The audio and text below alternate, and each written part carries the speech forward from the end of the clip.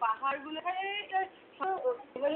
না পাহাড় ছিল সাউথ আফ্রিকায় চলে যাবে, শিফট হয়ে যাবে, সে তখন সবচেয়ে ভালো, এটা বলে দিচ্ছে না।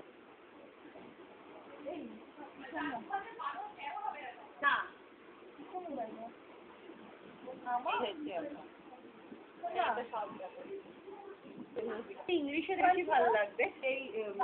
সব জায়গায় অভিনয় এই ইংলিশে দেখতে মাসি একটা মাসি